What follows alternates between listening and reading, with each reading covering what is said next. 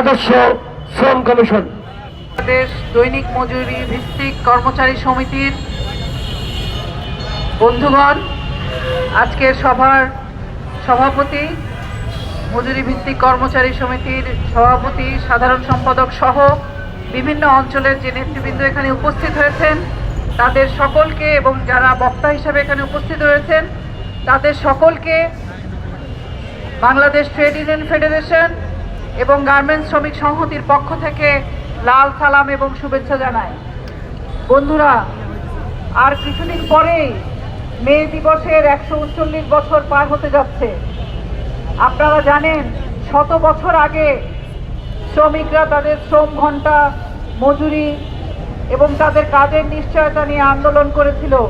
সেই আন্দোলনের ধারাবাহিকতায় আমরা এখন পর্যন্ত মে দিবস পালন করি।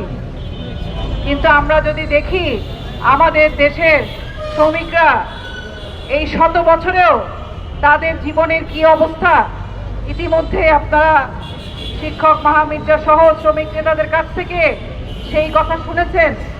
আমাদের দেশের শ্রমিকদেরকে আমাদের রাষ্ট্রপতিরা, আমাদের যারা এই দেশ পরিচালনা করে, যারা মালিক শ্রেণী রয়েছে, তারা আমাদের শ্রমজীবী মানুষকে মানুষ মনে করে না।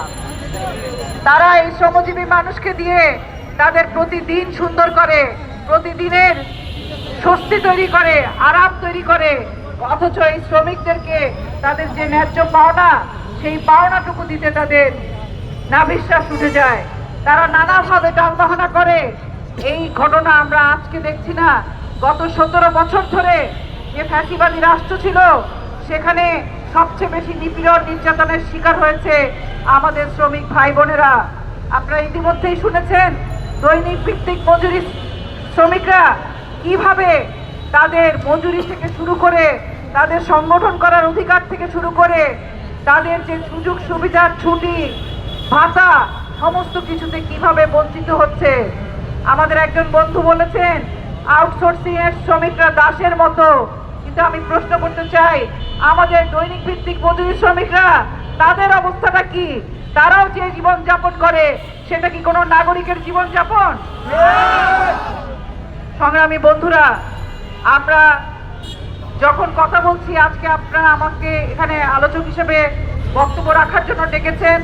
আপনাদের এই আন্দোলনের সাথে আমি সংহতি জানাই এবং আমরা যখন এখানে দাঁড়িয়েছি, এই বাংলাদেশ গত 17 বছর আগে যে বাংলাদেশ ছিল সেই বাংলাদেশ আমরা মনে করি না।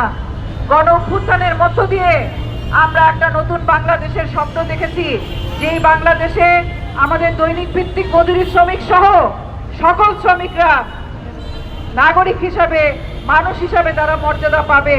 গণ অভ্যুত্থানে হাজারো মানুষ প্রাণ দিয়েছে, তার মধ্যে অধিকাংশই ছিল শ্রমজীবী মানুষ। আজকে সেই শ্রমজীবী মানুষের লাশের উপরে, তাদের রক্তের উপরে, তাদের যে ঋণ, সেই ঋণের উপরে দাঁড়িয়েই নির্বাচন হয়েছে, নতুন সরকার হয়েছে। তাই যেই সরকার গণতন্ত্রের কথা বলে, এই গণতন্ত্রের পথে যাত্রার সময়ে সেই সরকার যদি আজকে দৈনিক ভিত্তিক মজুরি শ্রমিক সহ, আউটসোর্সিং সহ বাংলাদেশের যে শ্রমিকরা এখন পর্যন্ত শ্রমিক হিসেবে স্বীকৃতি পায় নাই, তাদের স্বীকৃতি যদি এই সরকার না দেয়, তাহলে কোন সরকার দেবে?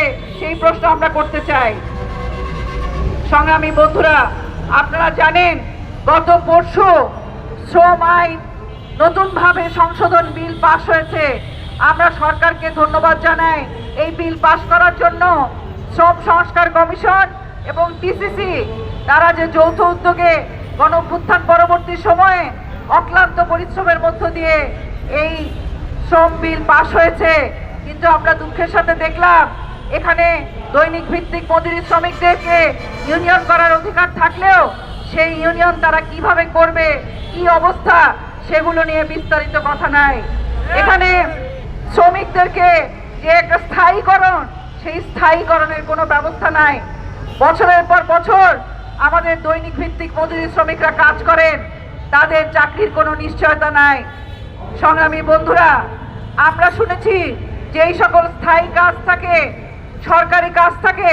ইতিমধ্যেই আমার পূর্ববর্তী বক্তা বলেছেন যে আমাদের শ্রমজীবী মানুষকেও তাদেরকে একটা চাকরি পাওয়ার জন্য কি পরিমাণে হয়রানি হতে হয়, কি পরিমাণে জীবনের ঝুঁকি, জীবনের সকল সহায় সম্বলের ঝুঁকি নিতে হয়। সরকারি কর্মচারী যারা থাকেন বিসিএস পরীক্ষা দেন, কিন্তু আমাদের এই দৈনিক ভিত্তিক মজুরি শ্রমিকরাও তাদের চাকরির জন্য তাদের সহায় সম্বল বিক্রি করে তাদের টাকা জমা দিতে হয়, তাদের টাকা জমাতে হয় বিভিন্ন সংস্থায় টাকা দেওয়ার জন্য।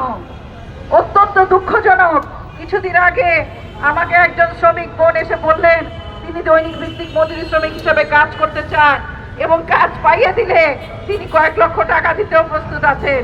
কি দুঃখজনক বিষয় যে এইরকম চর্চা গত ফ্যাসিবাদী সময় আমরা দেখেছি যে বিভিন্ন প্রতিষ্ঠানে এইভাবে ঘুষ এবং তদবির বাণিজ্যের মধ্য দিয়ে আমাদের এমনকি দৈনিক ভিত্তিক মজুরি শ্রমিক যাদের কাজের স্বীকৃতি দেয় তারাও আজকে এই টাকা দিয়ে তাদের চাকরি পাওয়ার জন্য তাদেরকে চেষ্টা করতে হয়।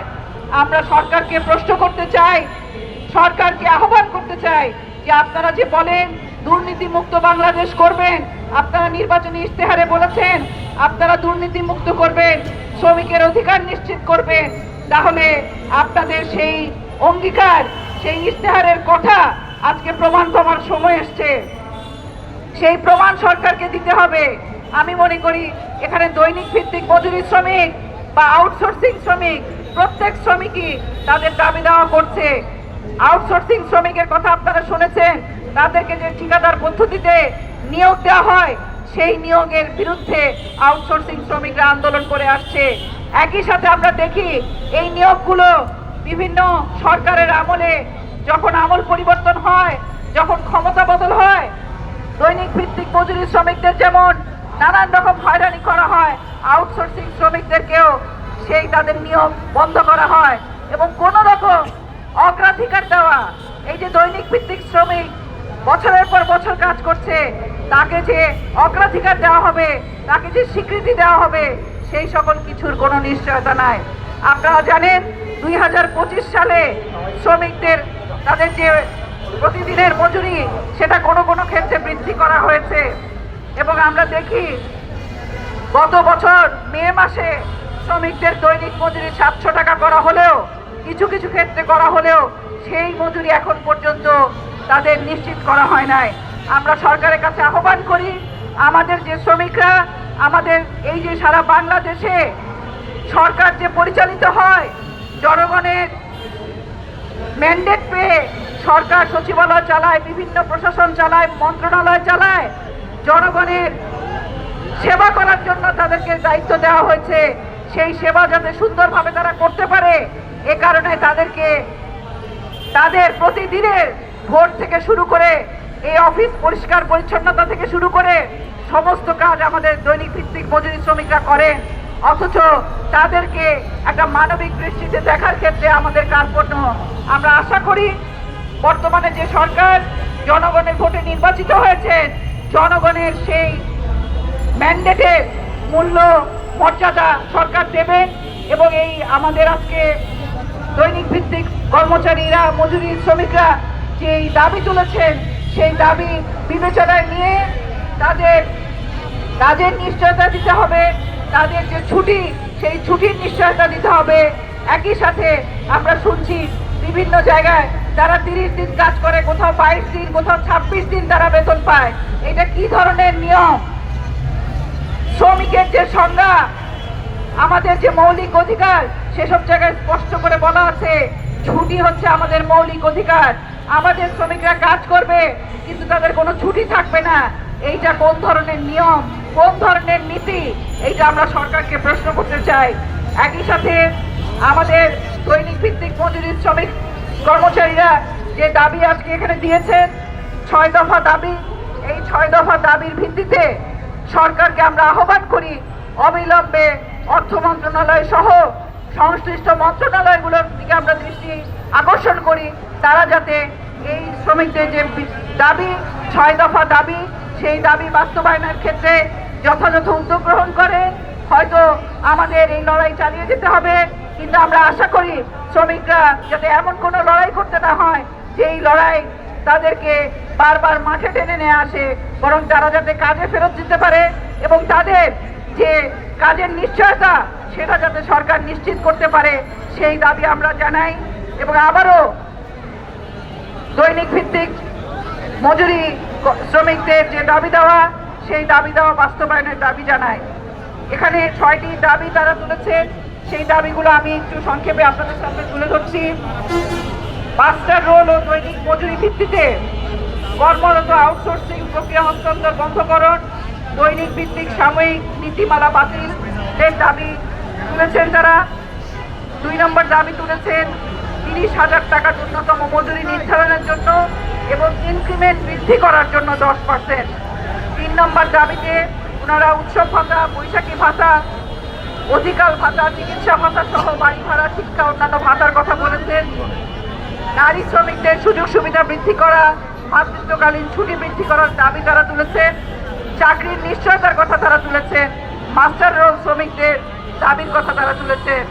আমরা